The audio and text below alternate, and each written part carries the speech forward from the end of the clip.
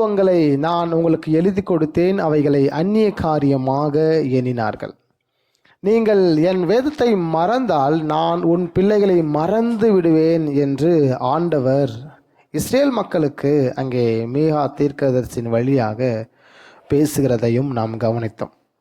அப்போ வசனத்தை மறக்கிற ஜனங்கள் கெட்டு போகிறார்கள். வசனத்தை மறக்கிற சந்ததி, அவங்களுடைய பிள்ளைகள் கெட்டு போகிறாங்க, கர்த்தரால் மறக்கப்படுறாங்க.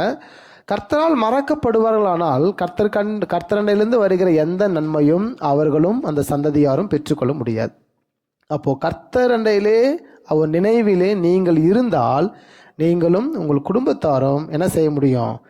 நன்மைகளை பெற்றுக்கொள்ள முடியும். அவரால் கொடுப்பேன் என்று சொன்னப்பட்ட வாக்கு தத்தங்கள் எல்லாவற்றையும் நீங்கள் பெற்றுக்கொள்ள வேண்டுமானால் அவரால் எப்பொழுதும் நினைப்பூட்டப்பட வேண்டியவளாக இருக்க வேண்டும். எக்ஸாம்பிள், ஒரு விதவையானவள் ஒரு எஜமான நோக்கி போகிறாங்க, பின்தொடர்ந்து போகிறாங்க. அந்த எஜமான் அவளை பல முறை அவாய்ட் பண்ணியும் என்ன செய்கிறாங்க? பின்தொடர்ந்து போகிறாங்க, டார்ச்சர் பண்ணுறாங்க. எனக்கு நன்மை உண்டாக வேண்டும் என்று சொல்லி டார்ச்சர் பண்ணுறாங்க. அந்த எஜமானோ திரும்பி பார்த்து உனக்கு என்ன தேவை என்று கேட்கிறாரு. அப்பொழுது அந்த பெண்க்கு உண்டான நன்மைகள் எல்லாம் கிடைக்குது.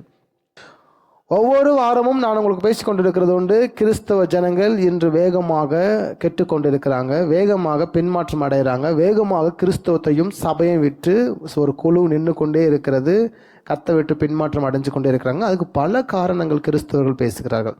ஞானஸ்நானம் எடுத்திருக்கிறாங்க, பல வருடம் சபையில் இருக்கிறாங்க, ஆனாலும் அவர்கள் கிறிஸ்தவத்தை விட்டு சபையை விட்டு இன்னைக்கு போய்கொண்டே இருக்கிறாங்க. சபை விட்டு போய் வேறு சபைக்கு போனால் பிரச்சனை கிடையாது, அவங்க உள்ளே தான் இருக்கிறாங்க, அவங்கள பற்றி நம்ம மேட்ரு கிடையாது.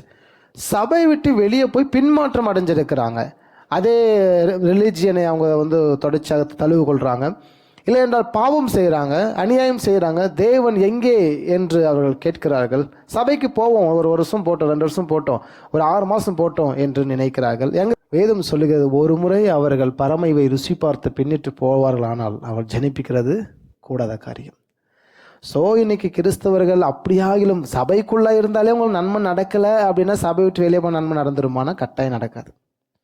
நன்மை நடக்கக்கூடிய இடம் எது? திருச்சபை. அவர்கள் திருச்சபைக்குள்ளாக இருந்து நன்மைக்காக காத்திருந்து கர்த்தர் சமூகத்தில் வெயிட் பண்ணும்போது அவர்களுக்கு நன்மை நடக்கிறது. ஆண்டவர் அதை உறுதிப்படுத்துகிறார். கொஞ்சம் காலங்கள் தேவை. உட்காரணும், ஜெபிக்கணும். இந்த நபர், நான் சொல்கிற நபர் ஊழியத்தில் பாஸ்டர் கூடவே இருந்தவர், பாஸ்ட் எங்கெல்லாம் ஊழித்து போகிற கூட இருந்த ஒரு உடன் ஊழியக்காரர் மாதிரி இருந்த நபர் தான் நான் சொன்ன நபர். இன்னைக்கு பின்னாடி இருக்கிறாரு. சபை விட்டு நின்று 10-15 வருஷம் ஆயிடுச்சு. நான் பேசும்போதெல்லாம் சொல்லுவேன், சபைக்கு வரேன் அப்படிம்பார். வர முடியல, சூழ்நிலைகள் சாதகமாக அமையாது, வர முடியாது அப்படின்றது. ஏன்னா கர்த்தர் சமீபமாக இருக்கும்போது அவரை நோக்கி என்ன செய்யுங்க? கூப்பிடுங்க. அவர் உங்களை விட்டு ரொம்ப தூரம் போயிட்டார் அப்படின்னா அவரை நோக்கி உங்களால் கூப்பிட முடியாது. கூப்பிடுற தூரத்தில் அவரும் இல்லை, நாமும் இருக்க மாட்டோம், வெட்கப்பட்டு நிற்போம். காலங்கள் கடக்கும்போது நம்ம அப்படியே மரணம் தள்ளிவிட்டு போயிட்டே இருக்கும். எத்தனை கிறிஸ்தவர்கள் பின்மாற்றம் அடைஞ்சாங்க. அதனால தான் வேதம் இப்படி தெளிவாக சொல்லுகிறதை நம்ம கவனிக்கிறோம். 1 கொரிந்தியர் புத்தகத்தை நம்ம பார்க்க இருக்கிறோம். 1 கொரிந்தியர் புத்தகத்தில் 2ஆம் அதிகாரத்தை நம்ம அடிப்படையாக வைத்து சில வசனங்களை கற்றுக்கொள்ள இருக்கிறோம். 1 கொரிந்தியர்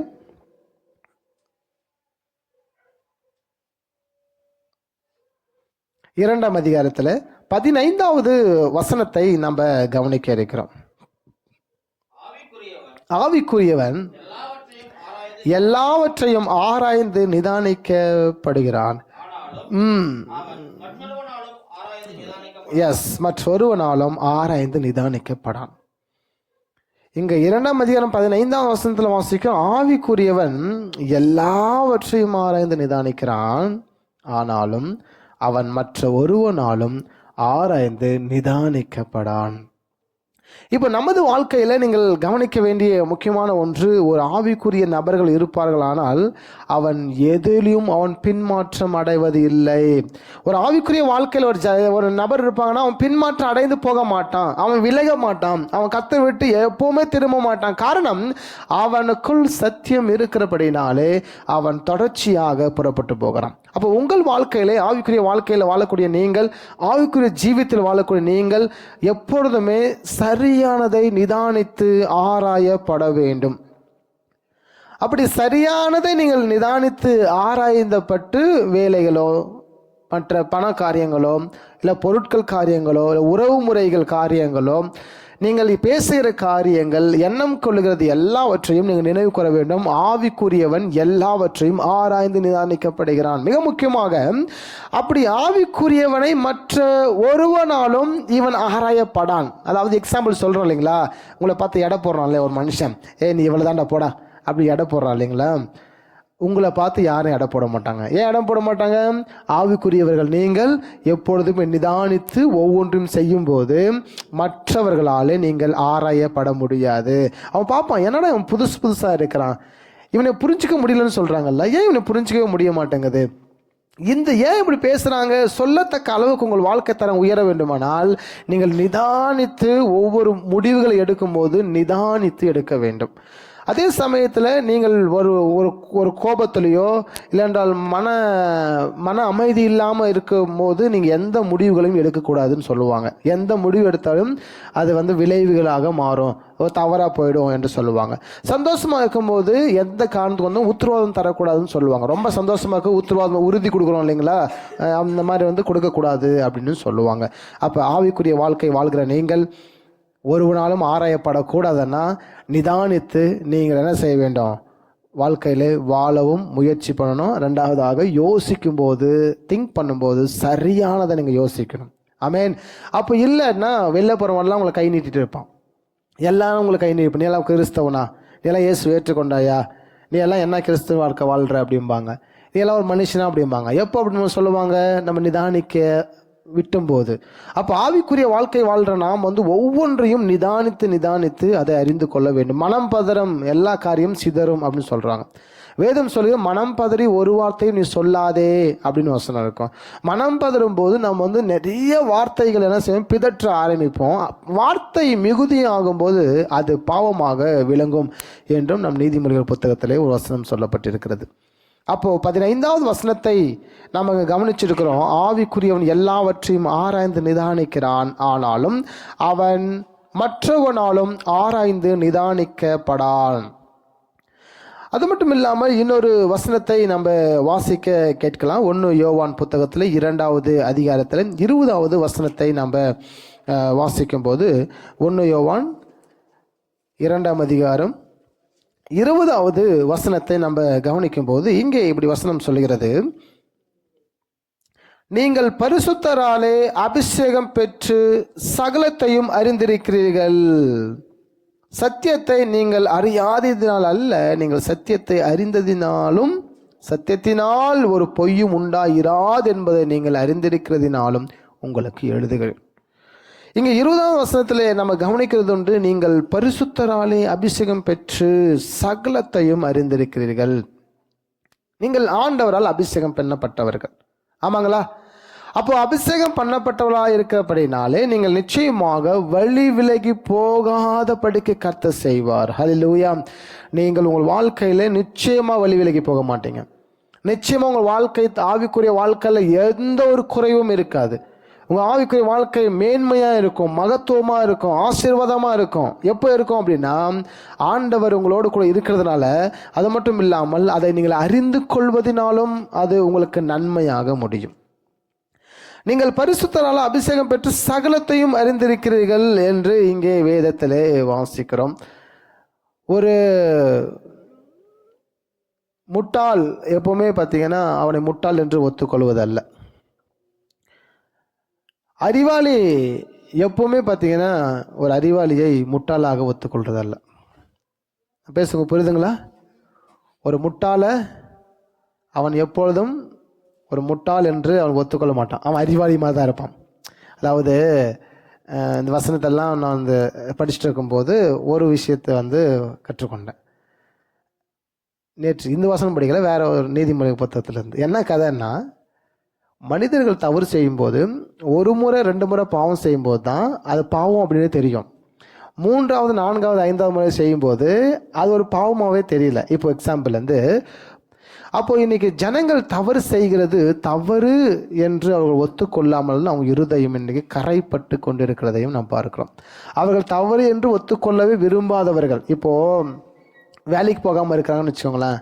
வேலைக்கே போகாமல் இருக்கிறாங்க. வேலைக்கே போகாமல் இருக்கணும் பார்த்து எல்லாரும் திட்டிருப்பாங்க.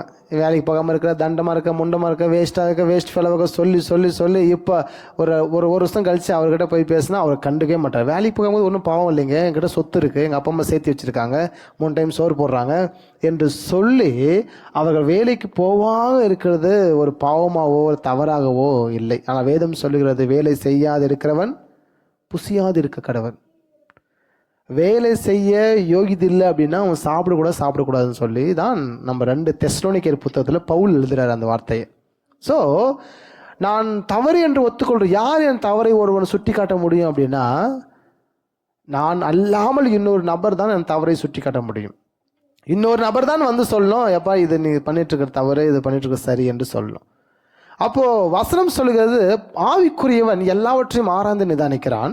2வது வசனம் சொல்லுகிறது, நீங்கள் பரிசுத்தரால் அபிஷேகம் பெற்று சகலத்தையும் அறிந்திருக்கிறீர்களே. 1 யோவான் புத்தகத்தில் யோவான் எழுதுறாரு, நீங்கள் சகலத்தையும் அறிந்திருக்கிறபடினாலே சத்தியம் உங்களில் நிலை கொண்டிருக்கிறது என்று தான் நீங்கள் யோவான் எழுதுறாரு. யோவான் புத்தகத்தை முழுவதுமாக நீங்கள் கவனித்தீங்கன்னா, யோவான் 1 யோவான் 2 3 யோவான் ரெவலேஷன் வெளிப்படுத்தல 5 புத்தகத்தை ஒரே நபர் எழுதுறாரு. இந்த புத்தகத்தை எல்லாம் நீங்கள் கவனித்து பார்த்தீங்கன்னா வசனத்திற்கும் சத்தியத்திற்கும் ரொம்ப முக்கியத்துவம் கொடுத்துருப்பார். அப்போ இவர் பேசுறது எங்க, நீங்கள் பரிசுத்தரால் அபிஷேகம் பெற்றபடினாலே சகலத்தையும் அறிந்திருக்கிறீர்கள். சகலத்தையும் அறிந்திருக்கிறபடினாலே உங்களுக்கு ஒருத்தர் அட்வைஸ் பண்ணணும்னு அவசியம் இல்லை அப்படின்னு சொல்லி ஒரு இடத்துல வசனம் இருக்கு. ஆனால் அதையே நம்ம அட்வான்ஸாக இன்னைக்கு எடுத்துக்கிட்டோம். இன்னைக்கு பல பேர் பேசுறதை நான் கேட்டுக்கிறது உண்டு. யார் அப்படி அட்வைஸும் கேட்க மாட்டேன், யார் அட்வைஸ் நான் கேட்க மாட்டேன், நீ யார் என்ன பேசுறதுக்கு, நீ யார் என்ன கேள்வி கேட்கறதுக்கு, நீ after all 3rd person அப்படிம்போம்.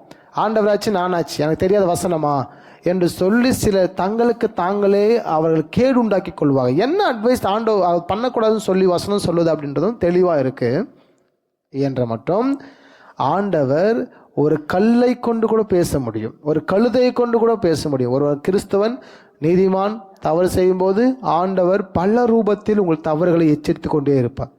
But அது உங்களுக்கு தெரியாது. நீங்கள் செய்து செய்து செய்து செய்து உங்கள் இருதயம் கல்லாகி கொண்டிருக்கும். ஒரு பாவம் செய்யும்போதோ ஒரு தவறு செய்யும்போதும் அது தப்புன்னே தெரியாது. ஆனால் மற்றவங்க சொல்லும்போது தான் தெரியும். நம்ம என்ன செய்யணும், மற்றவங்க பேச்சு இப்போ கேட்க மாட்டோம். எல்லாருடைய வார்த்தைகளும் நீங்கள் காதில் கேட்க வேண்டிய அவசியம் அல்ல, ஆனாலும் நிதானிக்க வேண்டும். அவங்க யாராவது ஒருத்தர் சொல்கிறாங்கன்னா கட்டாயம் என்ன செய்யணும், நிதானிக்கணும். ஏன் அவர்கள் அந்த வார்த்தையை பேசுகிறார்கள். மற்றவர்கள் இடரல் உண்டாகாதபடிக்கு சபை வாழ வேண்டும் என்று தான் ஆண்டவர் விரும்புகிறார். மற்றவர்களை பற்றி எனக்கு கவலை இல்லை என்று நம்ம சொல்ல முடியாது. ஏனென்றால் சொசைட்டி சமுதாயத்திலே பெரிய ஒரு மாற்றத்தை உருவாக்குபவரே யாருன்னா திருச்சபை தான். நீங்கள் தான் சமுதாயத்தில் பெரிய ஒரு சேஞ்சஸ் பண்ண போகிறீங்க. அப்போது பெரிய ஒரு சேஞ்சஸ் கொண்டு வரணும் சொசைட்டியில் அப்படின்னா நீங்கள் நிச்சயமாக ஒரு சாட்சி உள்ள வாழ்க்கை தான் வாழ வேண்டும். ஒருவனாலும் குற்றம் சாட்டப்படாதிருங்கள் என்று வேதத்திலே ஒரு வசனம் இருக்கிறது.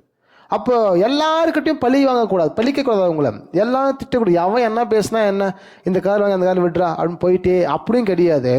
ஆவிக்குரியவன் எல்லாவற்றையும் ஆராய்ந்து நிதானிக்கிறான் என்று வசனம் சொல்லுகிறது. அது மட்டும் இல்லாமல் ஆவிக்குரியவன் அவன் சகலத்தையும் அறிந்திருக்கிறான் என்று வசனம் சொல்லுகிறது. அப்போ யாரும் உங்களை பேசாதபடிக்கு உங்களை நீங்கள் காத்துக்கொள்ள வேண்டும். ஏன் பேசுகிறாங்க, எதுக்கு பேசுகிறாங்க, என்ன பேசுகிறாங்க, எப்படி பேசுகிறாங்க, யாருக்கு பேசுகிறாங்க, எல்லாவற்றையும் நீங்கள் ஒரு நபர் உங்களை பேசும்போது ஸ்கிப் பண்ணி போகாமல் நிதானித்து அதை அறிந்தால் அது நலமாக இருக்கும். ஒரு ஆமீன் சொல்லுவோமா? அப்போது நீங்கள் யாரும் எனக்கு சொல்கிறதுக்கு அப்படியெல்லாம் கிடையாது. நான் என் லைஃப்பில் எனக்கு தெரிஞ்சு விவரம் தெரிஞ்சு நான் யாரையும் பார்த்தோமா கேள்வி கேட்குறதே இல்லை. அதாவது நீ யார் என்ன சொல்கிறதுக்கு, நீ 3வது மனுஷன், இந்துக்கள் கிறிஸ்துவ அறியாத கூட சரி. ஏனென்றால் ஒரு கல்லை கொண்டே கர்த்தரால் நம்மக்கிட்ட பேச முடியும், ஆனால் ஒரு கிறிஸ்துவ அறியாத ஜனங்களை கொண்டு நம்மளால் பேச முடியாதான் ஆண்டவரால். ஒரு இடத்துல நம்ம விழ போகிறோம், ஒரு கிறிஸ்துவ அறியாத ஜனம் ஒரு நபர் எப்பா நீ விழுந்துடாத அப்படின்னு தூக்கி விட்றாங்க. இல்லை நீ அந்நியன் போ, நீ என்னை தூக்காத, எனக்கு எல்லாம் தெரியும் நம்ம சொல்ல முடியுமா? ஸோ ஆண்டவர் பல முறையில் என்ன செய்வார்னா பல ரூபங்களிலே நம்மோடு கூட பேச முயற்சி செய்வார். பல ரூபங்களில் எதிலெல்லாம் நம்மோடு கூட பேச கர்த்தர் சித்தம் கொண்டிருக்கிறாரோ அதெல்லாம் பேச முடியும். சில நேரத்தில் சர்ச்சு பாஸ்டர் பேச்சு கேட்க மாட்டோம், சில நேரத்தில் நம்ம வீட்டில் இருக்கிற நபருக்கு பேச்சு கேட்க மாட்டோம், அப்பாவும் பேச்சு கேட்க மாட்டோம், அண்ணன் தம்பி பேச்சு கேட்க மாட்டோம். ஆனால் ஊர் உலகத்தில் எல்லார் பேச்சும் கேட்டுன்னு இருப்போம். சில பேருக்கு அந்த பாஸ்ட் பிடிக்காது, பட் வேறு வெளியில் வந்து சர்ச்சுக்கு போவாங்க. இப்போ எனக்கு பிடிக்காதுன்னு வச்சுக்கோங்க, வேற எல்லாம் நீங்கள் சர்ச்சுக்கு வரீங்க.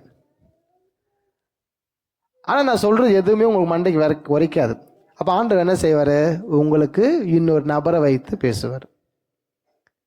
என்னை வச்சு பேசலை, இல்லை என்னை வச்சு பேசி உங்களுக்கு தெரியல, புரிஞ்சிக்க முடியல, அவாய்ட் பண்ணுறீங்கன்னா வேற ஒரு நபரை வச்சு பேசுவார்.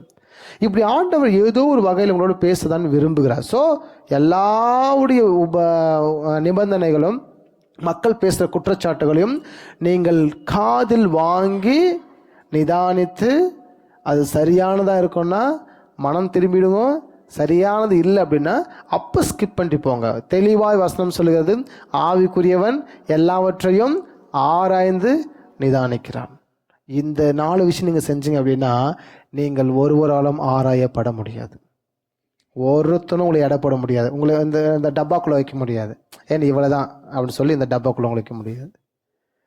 உங்களை மக்கள் பார்க்கும்போது புதுசாக என்ன செஞ்சிருவாங்க? பார்த்துட்டே இருப்பாங்க. ஏனென்றால் ஆவிக்குரியவன் மற்ற எல்லாருடைய வார்த்தைகளும் கவனித்து அவன் தனக்குள்ளாக ஏற்றுக்கொண்டு குப்பையாக்கி கொள்ளக்கூடாது.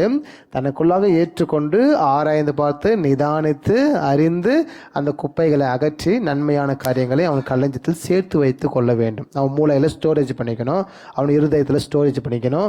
நன்மையானதை நீங்கள் பின்பற்ற வேண்டும். இப்படி செய்தால் நீங்கள் ஒருவராலும் ஆராயப்பட மாட்டீங்க. 27வது வசனத்தை ஒருவர் மேற்கோள் காட்டி என்கிட்ட பேசினார். நான் உங்களுக்கு அதை எக்ஸ்பிளைன் பண்ணுறேன். நீங்கள் அவரால் பெற்ற அபிஷேகம் உங்களில் நிலைத்திருக்கிறது, ஒருவரும் உங்களுக்கு போதிக்க வேண்டியதில்லை. அந்த அபிஷேகம் சகலத்தை குறித்து உங்களுக்கு போதிக்கிறது. அது சத்தியமாக இருக்கிறது, பொய் அல்ல. அது உங்களுக்கு போதித்தபடி அவரில் நிலைத்திருப்பீர்களாக.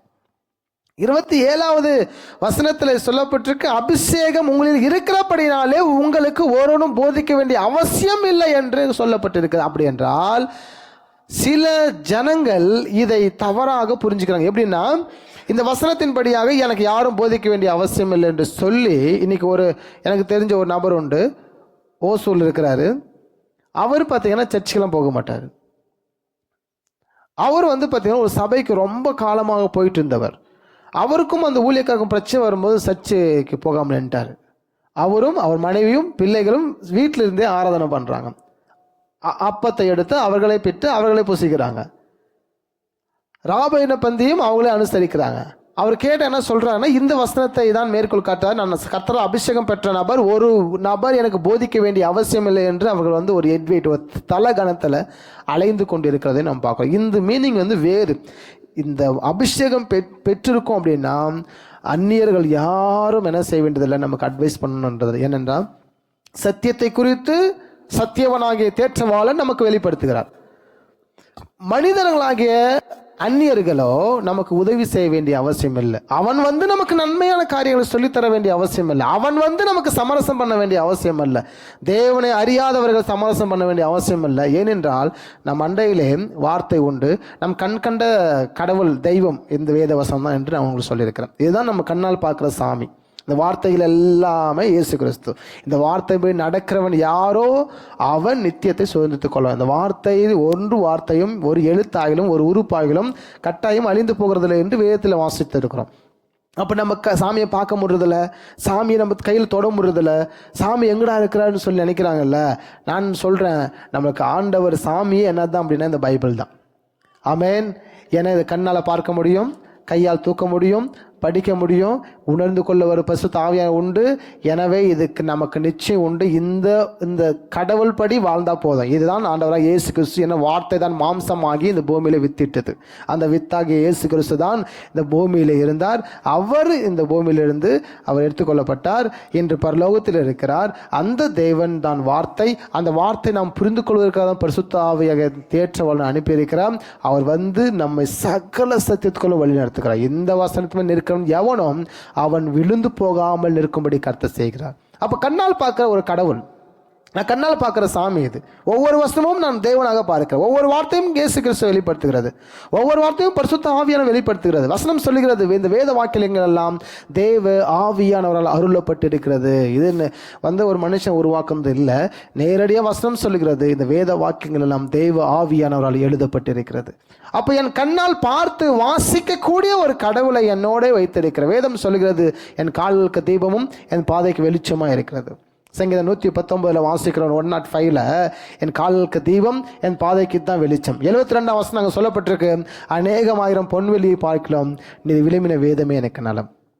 காசு, பணம், பொருள், அழகு, ஆஸ்தி, எல்லாம் ஞானம், சொத்தை பார்க்கிறோம், இந்த வேதமே நலம் என்று சொல்லி நம்ம 72வது வசனம் 119 சங்கீதத்தில் நம்ம படிக்கிறது. அப்போ வசனத்துக்கு அவ்வளவு வல்லமை இருக்கிறது. வசனம் ஒரு மனுஷனை உருவாக்குகிறது. வசனத்தை நம்ம நேசிக்கும் போது, வசனம் ஒரு கடவுளாக பார்க்கும்போது, இந்த வார்த்தைகள் ஒரு தெய்வனாக பார்க்கும்போது அது அவனுக்குள் கிரியை செய்கிறது. அந்த வார்த்தை ஒன்றும் தரையில் விழாது என்று சொல்லுகிறது.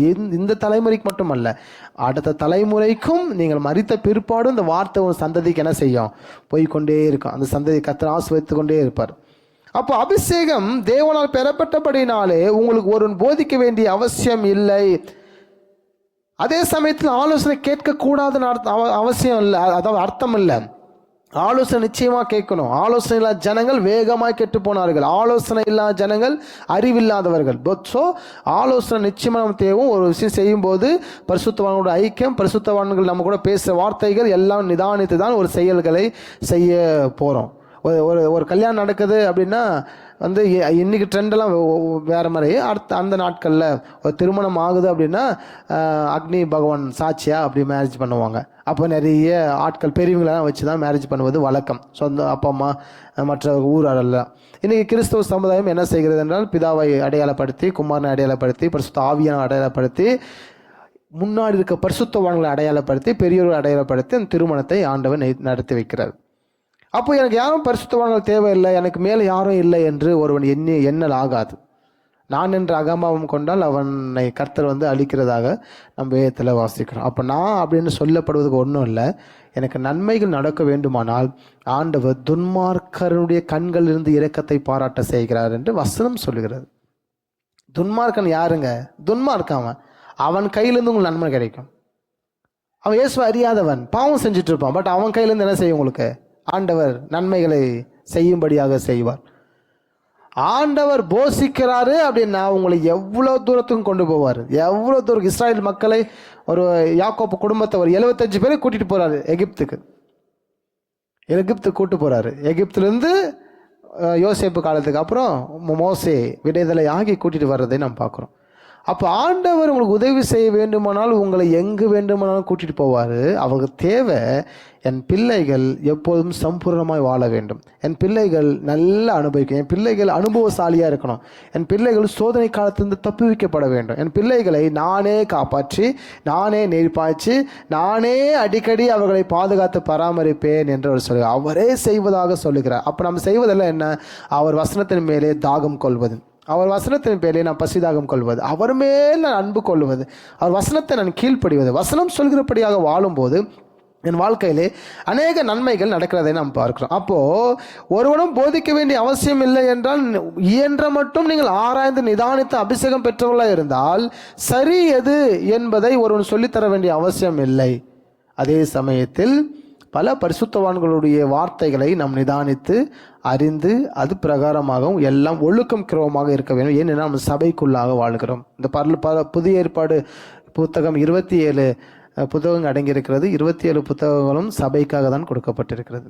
சபையாக மனவாட்டிக்காக தான் கொடுக்கப்பட்டிருக்கு. மனவாட்டி தான் எடுத்துக்கொள்ளப்பட போகுது. தேவனாய கர்த்தர் பரிசுத்த ஆவியானவர் வழியாக நாம் எடுத்துக்கொள்ளப்படும் போது அவர் எடுத்துக்கொள்ளப்பட போகிறாரு. அப்படி இருக்கும்போது இயேசு கிறிஸ்து நமக்கு எதிர்நோக்கி வரப்போகிறாரு, மணவாளன். அவரை சந்திக்க சபை ஆயத்தமாவதற்காக தான் 2000 ஆண்டுகளாக இந்த 27 புத்தகத்தை சபைகளுக்கு கொடுக்கப்பட்டது. சபைகளுக்கு தான் கடிதங்களை 13 கடிதங்களை பவுல் எழுதி கொடுக்கிறதையும் நாம் பார்க்கிறோம். யோவான் புத்தகத்திலே 3ஆம் அதிகாரத்தில் 8ஆம் வசனத்தை கவனிக்க இருக்கிறோம். யோவான் புத்தகம் 3வது அதிகாரம் 8வது வசனத்தை நம்ம பார்த்தோம் அப்படின்னா, இங்கே ஒரு வசனம் அப்படி சொல்கிறது,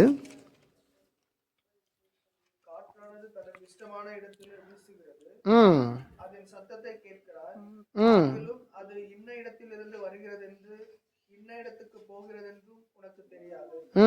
ஆவியினால் பிறந்தவன் எவனோ ஆவியினால் பிறந்த எவனும் அவனும் அப்படியே ஓகே அவனும் அப்படியே இருக்கிறான். ஆவியினால் பிறந்தவன் எவனோ அவனும் அப்படியே இருக்கிறான்.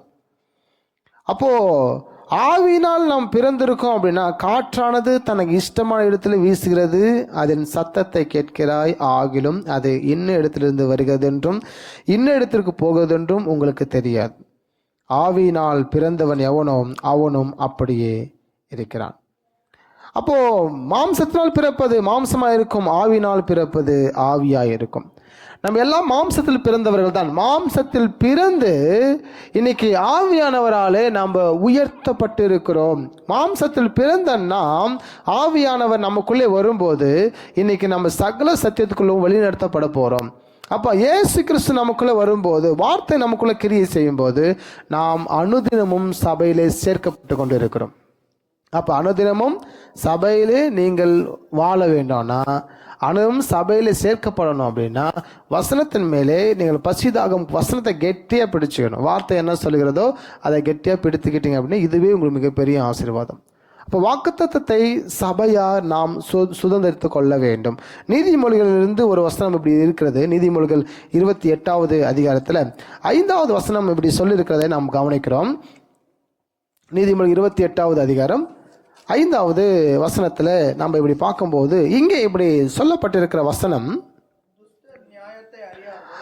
துஷ்ட நியாயத்தை அறியார்கள், கர்த்தரை தேடுகிறவர்களோ சகலத்தையும் அறிவார்கள். போதும். இங்கே அழகான ஒரு வார்த்தை சொல்லப்பட்டிருக்கு. கர்த்தரை தேடுகிற நாம் சகலத்தையும் அறிந்திருக்கிறோம், சகலத்தையும் அறிவோம். வசனம் எப்படி இருக்கிறதோ வசனத்திற்கு நம்மை ஒப்பு தருவோம். நம்முடைய ஆத்மாவை, நம்முடைய மைண்டு, மூளையை என்ன செய்யணும், நம்முடைய எண்ணத்தை, நம்முடைய சிந்தனை எல்லாத்தையும் ஆண்டவருக்கு ஒப்பு கொடுக்கும்போது அதில் இருக்கிற என்ன தன்மை இருக்கிறதோ அந்த தன்மையிலே உங்களாலே வாழ முடியும். கிறிஸ்து இல்லாதவன் ஜீவன் இல்லாதவன், கிறிஸ்துவை உடையவன் ஜீவனை உடையவன் என்று வசனத்தில் வாசிக்கிறோம். அப்போ இங்கே வசனத்தில் வாசிக்கிறபடியாக கர்த்தரை தேடுகிறவர்களுக்கு சகலத்தையும் அவர்கள் அறிந்திருக்கிறாங்க. அப்போ உங்களுக்கு நீங்கள் கர்த்தரை தேடுறீங்க அப்படின்னா, சபையை தேடுறீங்க அப்படின்னா, ஜபத்தை தேடுறீங்க அப்படின்னா, வசனத்தை தேடுறீங்க அப்படின்னா, உங்களை அறியாமையே சகலமும் உங்களுக்கு வெளிப்படுத்தி கொண்டே இருக்கும். ஏன்னா பைபிள் அப்படின்றது பார்த்தீங்கன்னா ஒரு ஆவிக்குரிய கண்களால் பார்க்கக்கூடிய ஒரு காரியம். அதனால தான் அதன் மகத்துவங்கள் அங்கே இருக்கிறது. வேதம் சொல்லுகிறது, தனக்கு சித்தமானவருக்கு தமது ரகசியத்தை அவர் வெளிப்படுத்துகிற தேவன். எல்லாருக்கும் ரகசியம் வெளிப்படுத்தப்படலை. கர்த்தருடைய ஆவியானவர் இராவிட்டால் இந்த வசனத்தை புரிந்து கொள்ளவே முடியாது என்று நம்ம ஏசாயா புத்தகத்திலே 34ஆம் அதிகாரம் 16ஆம் வசனத்தில் வாசிக்கிறோம். ஆவியானவர் இல்லைன்னா அந்த வசனத்தை உங்களால் புரிஞ்சு கொள்ள முடியாது என்று சொல்லி அங்கே நம்ம கவனிக்கிறோம் 34:16. அப்போ நீங்கள் ஆவியானவர் மூலமாக பெற்றிருக்கிறபடினாலே அந்த மனக்கண் திறக்கப்படுவதற்கே கொஞ்சம் காலம் தேவைப்பட்டது. சபைக்குள்ளே வரணும், ஜெபிக்கணும், ஆராதிக்கணும், பைபிள் படிக்கணும், பாட்டு பாடணும், துதிக்கணும், ஒழுக்கம் கிரமமாக இருக்கணும், விட வேண்டியதை விடணும், பாவத்திலிருந்து விடுதலை ஆகணும் என்று சொல்லி நாம் என்ன செய்யணும் அப்படின்னா, உள்ளே வரும்போது தான் அந்த மனக்கண் நம்மளுக்கு திறக்கப்பட்டது. இன்னைக்கு சபைக்கு நமக்கு மனக்கண் திறக்கப்பட்டதை நாம் பார்க்கிறோம். அப்போ உண்மையுள்ள நபர்களாக, உண்மையுள்ள மனுஷனாக, உண்மையுள்ளவர்களாக நீங்கள் வாழ்வதற்கு நீங்கள் முயற்சி பண்ணணும். உங்களுக்கும் தேவனுக்கும் எதையெல்லாம் இடைவெளி ஏற்படுத்தி கொண்டிருக்கிறதோ அதையெல்லாம் விட்டு நீங்கள் விலகி கொள்வது அது சரியானதாக இருக்கும். அதனால் உங்கள் குடும்பத்தை விட்டு விலகிறாதீங்க, ஓகேங்களா? அது உங்கள் பரிசுத்த நிமித்தம் அவர்களுடைய காரியங்களை எல்லாம் வாய்க்க பண்ணுவார்.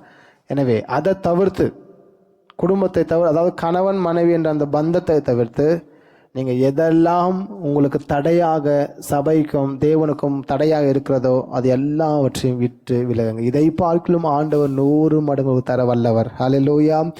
ஈசாக்கின் காலத்தில் உலகம் முழுவதும் பஞ்சம் இருந்தது. எல்லாரும் பஞ்சத்தில் இருந்தாங்க. அவன் விதைத்தாலும் முளைக்கலை, இல்லைன்னா அறுவடை இல்லை, சரியாக தண்ணி இல்லை. ஆனால் ஈசாக்கு விதைத்ததோ 100 மடங்கு அறுவடை பெற்றுக்கொண்டான் என்று வேதத்தில் வாசிக்கிறோம். ஈசாக்கு எப்படிப்பட்டவன் என்றால், நல்ல யாக்கோப்பை போலவோ ஆபிரகாம் போலவோ பலசாலி எல்லாம் கிடையாது. அவன் மனதளவில் ரொம்ப வெகுளி. ஈசாக்கு ரொம்ப பயந்த சுபாவம் கொண்டவன். ஏன்னா அவன் வந்து தண்ணீருக்காக அவன் அந்த கிணறுகளை வெட்டும்போது, எதிரிகள் கிணறுகளை மூடும்போது இவன் என்ன செய்யறான்னா, இவனுக்கு கோபமே வரல, இவன் பயந்து ஒதுங்குறான். சரி போப்பா அப்படின்னு சொல்லி வேற இடத்துல போய் அப்படியே கிணறு நோண்டுறான். இப்படி அவனுக்கு உண்டான அடிச்சு எடுக்கும்போது என்ன செய்யறான்னா, அவன் பயந்து விட்டுறான். பயந்து சுபாவம் கொண்டவன் தான் ஈசாக். அதனாலதான் ஒரே மனைவியுடைய புருஷனா அவன் இருக்கிறான். ஆனா பயந்து சுபாவம் உலகம் பிரகாரம் நம்ம பார்த்தோம்னா, பயந்து சுபாவம் கொண்டவனே முட்டாள் அப்படிம்போம். முட்டாள்ற மோதிய வேஸ்ட் ஃபெல்லோடா, இவன் பயப்படுறான் எல்லாத்துக்கும் அப்படிம்போம். பயந்து பயந்து ஒதுங்குறவனை நம்ம வேஸ்ட்னு சொல்லுவோம். ஆனால் அவனையும் அவனோடு கர்த்தர் இருந்தபடினால் அவன் விதைத்தது 100 மடங்கு அறுவடை மட்டுமல்லாமல் அவன் ஆடு மாடு எல்லாவற்றிலும், கழுதைகள் எல்லாவற்றிலும், ஒட்டகங்கள், அவன் சம்பூரணம் உள்ளவனாக இருந்தான். எங்கே? வேற ஒரு தேசத்தில் போயிட்டு, வேறொரு தேசத்தில் அவன் பஞ்சம் பிழைக்க போகும்போது அவங்க இடத்தை கொடுத்தார்கள். ஓகே, ஈசாக் கொஞ்சம் இடம் இருக்குது, அது ஏதாவது செஞ்சு பொழிச்சு. என்ன இடத்த கொடுத்தாங்கன்னா, அந்த இடத்துல எதை விளைச்சாலையும் வளராது. அந்த இடம் யூஸ்லெஸ். அந்த இடத்த நாங்கள்லாம் பண்படுத்தி பார்த்து பார்த்து வேஸ்ட் பண்ணிட்டோம். அந்த இடம் அப்படியே விட்டாச்சு. ஈசாக்கு வரும்போது அவனுக்கும் அவன் சந்ததிக்கு அவனுக்கு குடும்பத்தாருக்கும் அந்த ராஜா சொல்கிறாரு, அந்த இடத்த யூஸ் பண்ணிக்கோங்க அப்படியே சொல்கிறாங்க, யூஸ் பண்ணிக்கோங்க. அந்த உதவாத இடத்துல போய் தான் இவன் விதைக்கிறான். இவன் உத்தமெல்லாம் கிடையாது, கர்த்தர் இவனோடு இருந்தபடினாலே அவன் ஆசீர்வதிக்கப்பட்டான். உங்கள் வாழ்க்கையில் அவள் தான், கர்த்தர் உங்களோட கூட இருந்தால்தான் நீங்கள் ஆசீர்வாதம். ஒரு ஆமீன் சொல்லுவோமா? உங்கள் படிப்பு, உங்கள் திறமைகள், உங்கள் அழகு, உங்களோட ஆஸ்திகள் எதுவாக இருந்தாலும் அதெல்லாம் குப்பை தொட்டியில் போட்டுருங்க.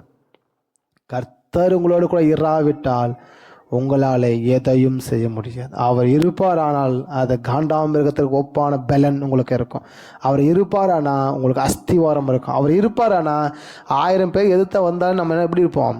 ஸ்ட்ராங்காக ஸ்டில்லாக நிற்போம். ஒரு புறத்தில் 1000 பேரும் மறுபுறத்தில் 16 பேர் விழுந்தாலும் அதை நம்ம சேதப்படுத்தாது. எப்போ? அவன் நம்மோட கூட இருக்கும்போது. எதிரிகள் எவ்வளவாய் வந்தாலும் உங்களை சேதப்படுத்தாது. உங்களை சுற்றி போகும் பிரச்சனை எல்லாமே தவிர, தூரத்துலேருந்து பார்த்தா அது நமக்கு தான் வர்ற மாதிரி இருக்கும். அந்த பிரச்சனை நம்மளை தாக்குற மாதிரி தான் இருக்கும், ஆனால் நம்மளை ஸ்கிப் பண்ணிட்டு அந்த பிரச்சனை போயிட்டே இருக்கும், நமக்கு டச்சே ஆகாது. என்ன காரணம்? நம்ம சுற்றிலுமாக ஒரு வளையம் இருக்கிறது, நம்ம சுற்றி ஒரு அபிஷேகம் இருக்கிறது. அந்த அபிஷேகத்தை நீங்கள் காப்பாற்றி கொள்ள வேண்டும் என்று தான் இந்த வேலையிலே நான் உங்களுக்கு அறிவிக்கிறேன். பரிசுத்தத்தை நீங்கள் காப்பாற்றி கொள்ளுங்க. உங்களுக்கு ஆண்டு வைத்திருக்கிற அபிஷேகத்தை நீங்கள் காப்பாற்றி கொள்ளுங்க. அந்த அபிஷேகத்தை இழக்கிற மாதிரி எந்த செயல் உங்களை சுற்றி இருந்தாலும் அதை நீங்கள் ஸ்கிப் ஆகிடுங்க, அதை உங்களை விட்டு வெளியேற்றிடுங்க. அதை பார்க்கலாம் ஆண்டவர் 100 மடங்கு தருவார். ஆமென்.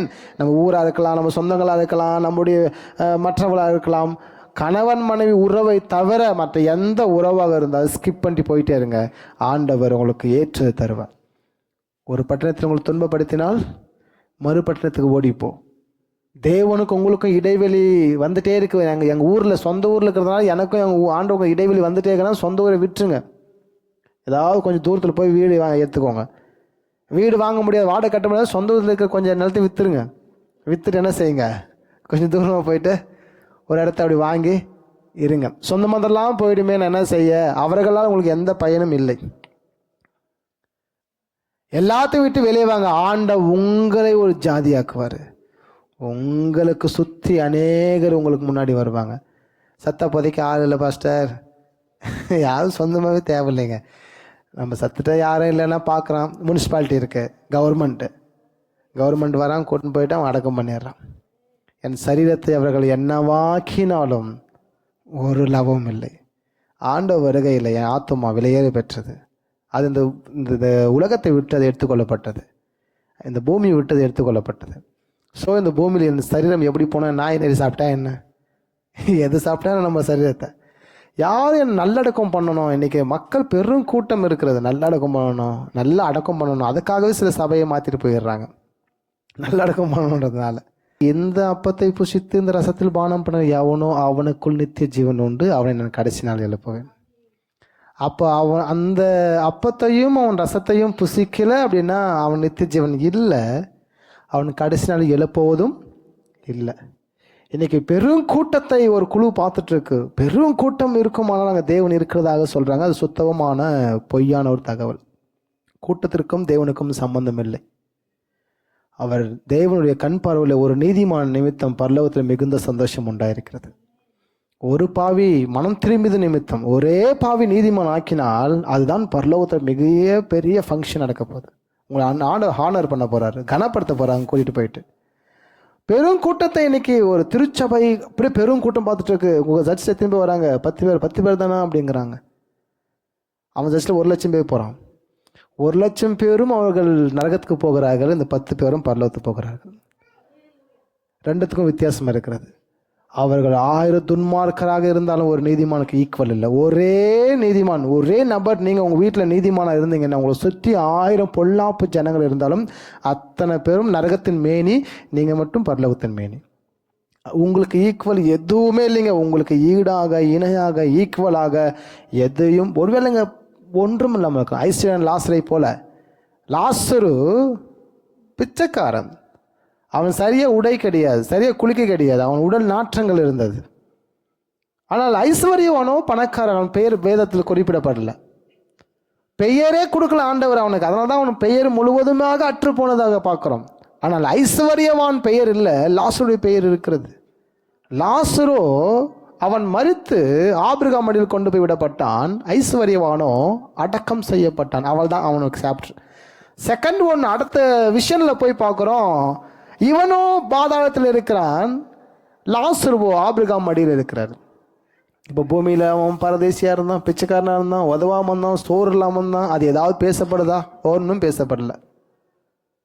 ஆனால் அங்கே ஆபிரகாமுடைய ஸ்டேட்மெண்ட் ஒன்று இருந்துச்சு. நீயோ பூமியில் நல்ல சுகமான வாழ்க்கை வாழ்ந்தாய், லாசருவோ அவன் கடினப்பட்டான். அப்போது பூமியில் நல்ல சுகமாக வாழ்கிறதும் பெருங்கூட்டத்தை ஆதாயப்படுத்துறதும் செகண்டரி. அதெல்லாமே தேவன் இல்லாமல் அவர்கள் எவ்வளவா இருந்தாலும் தின்றாலும் திருப்தி ஆக மாட்டார்கள்.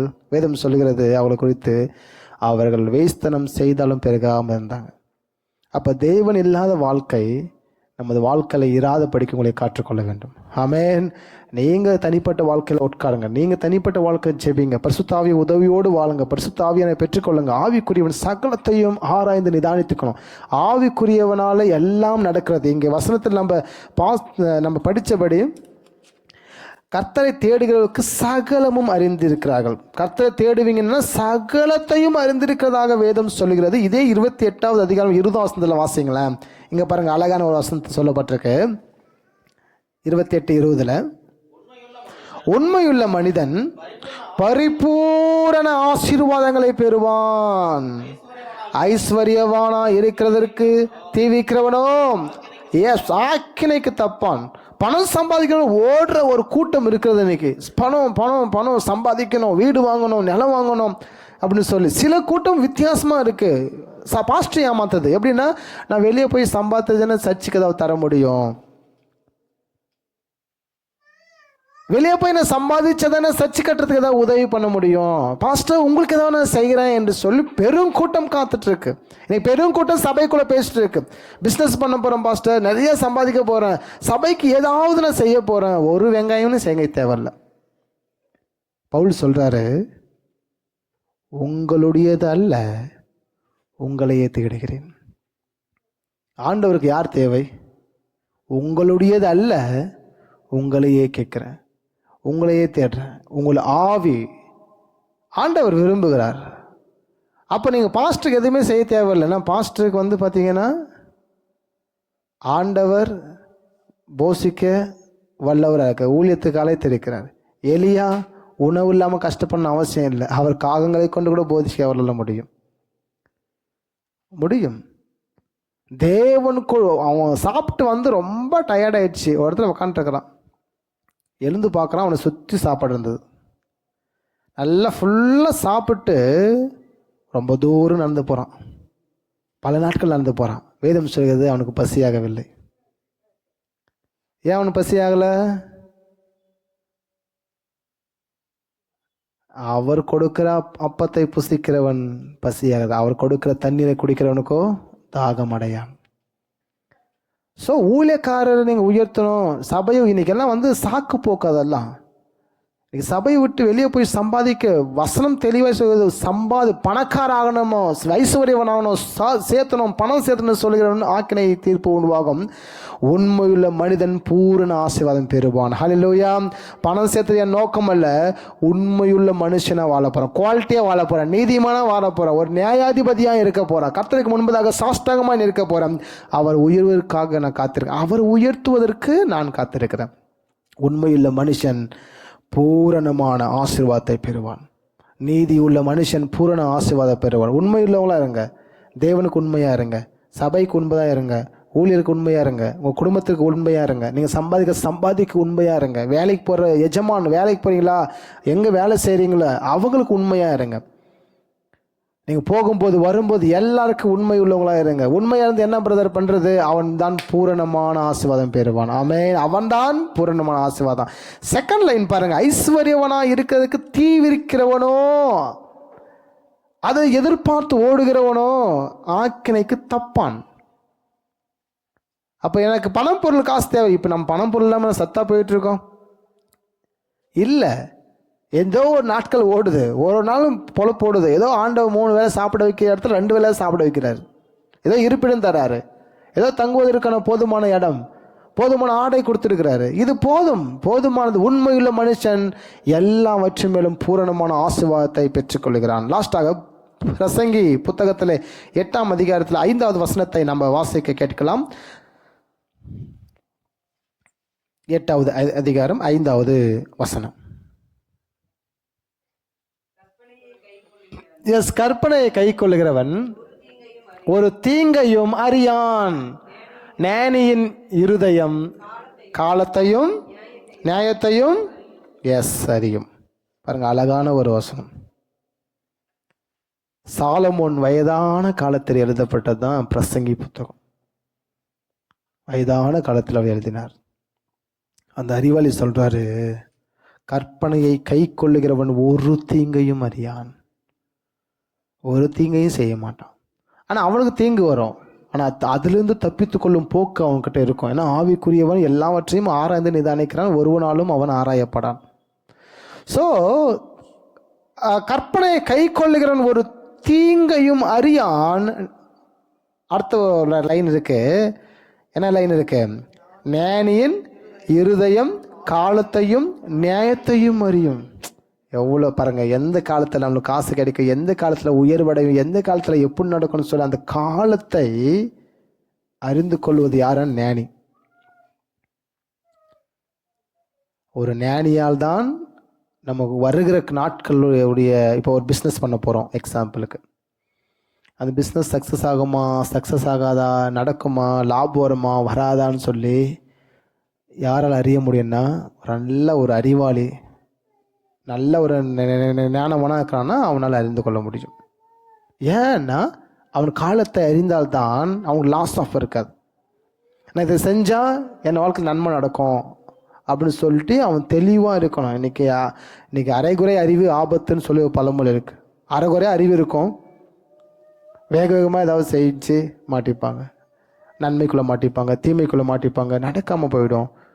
எப்பவுமே ஆவிக்குரிய ஜனங்கள் ஒவ்வொன்றை செய்யும் போதும் ஆராய்ந்து நிதானித்து காலத்தை பயன்படுத்தி கொள்வாங்க. வசனம் சொல்லுகிறது, காலம் பொல்லாத இருக்கிறபடினாலே நாட்களை பிரயோஜனப்படுத்தி கொள்ளுங்கள். அப்போ நீங்கள் பார்க்குற எல்லா காலம் பொல்லாதது. ஸோ என்ன செய்யணும்? உங்கள் காலத்தை நீங்கள் பிரயோஜனப்படுத்தி கொள்ளணும். அப்போ உங்கள் காலத்தை பிரயோஜனப்படுத்தி கொண்டால் தான் நீங்கள் ஆசீர்வதிக்கப்படும். இல்லைன்னா டைம் வேஸ்ட்டு, டைம் போயிட்டே இருக்கும். பார்த்தா சம்பாதிச்சுக்க மாட்டீங்க. பாருங்க, காசு பண்ணலாம் கதை இல்லை. நல்ல ஞானியாக இருங்க. அந்த ஞானம் உலக பிரகாரமாய் பெறாமல் ஆவியான மூலமாக வசனத்தில் இருக்க ஞானமாக பெற்றுக்கொள்ளுங்கள். உங்கள் ஆவிக்குரிய அறிவு உங்களுக்குள்ளே வளரணும், உங்கள் மனக்கண் திறக்கப்படணும். மாட்டிக்க மாட்டீங்க. உலகத்தில் நீங்கள் சம்பூர்ணமாக வாழ வேண்டிய அவசியம் இல்லை. கர்த்தர் கொடுக்கறது 3 காரியம்: போதுமான இருப்பிடம், போதுமான உணவு, போதுமான உடை, எனக்கும் என் குடும்பத்தாருக்கும். இதை நீங்கள் நோக்கி பார்த்தீங்க அப்படின்னா, இருக்கவில்லை போதும் அப்படின்னு நினச்சிங்கன்னா உங்கள் வாழ்க்கை தரங்கள் ஆசீர்வதிக்கப்படும். அப்போ கற்பனையை கை கொண்டால் அவன் ஒரு தீமையும் அறியான். அப்போ நல்ல ஒரு அறிவாளியாக இருந்தீங்கன்னா நீங்கள் எல்லா நாட்களையும் கணிப்பீங்க, சரியானதாக கணிப்பீங்க. 5 இயர்ஸ்க்கு அப்புறம் என்ன செய்ய போகிறோன்னு இப்போயே கணிப்பீங்க. போன ஆண்டை விட இந்த ஆண்டுக்கு, போன நாளோட இந்த நாளுக்கு, போன மாதத்தோட இந்த மாதத்திற்கு என்ன புதுசாக என் வாழ்க்கையில் நான் செய்ய போகிறேன், செஞ்சிட்ருக்கிறேன். இது எல்லாமே ஆவிக்குரியவன் தான் ஆராய்ந்து நிதானிக்கப்பட வேண்டும். இல்லை என்றால் உங்களை ஒருத்தர் ஜட்ஜ் பண்ணிட்டு எடை போட்டு போயிட்டே இருப்பான். உங்கள் இடத்த அவன் தக்க வச்சுட்டு போயிட்டே இருப்பான். உங்கள் இடத்த நீங்கள் இழந்திருப்பீங்க. உங்கள் ஆசீர்வாதத்தை நீங்கள் இழந்திருப்பீங்க. கர்த்தரால் உங்களுக்கு கிடைக்கிறதான அந்த மகிமை நீங்கள் இழந்திருப்பீங்க. அப்போ எல்லாத்தையும் விட்டு நம்ம ஓடிக்கிட்டு இருப்போம். அப்போது வசனம் தெளிவாய் சொன்னது 1 கொரிந்தியர் புத்தகம் 2:15 ஆவிக்குரியவன் எல்லாவற்றையும் ஆராய்ந்து நிதானிக்கிறான், அவன் ஒருவனாலும் ஆராயப்படான். அமேன். நம்ம எழுந்து நிற்போமா? நம்ம ஜெபிக்க போகிறோம். ஸ்தோத்திரம் ஆண்டவரே, இந்த வேத வசனங்கள் எல்லாம் நம்ம வாழ்க்கையில் கிரியை செய்யணும்.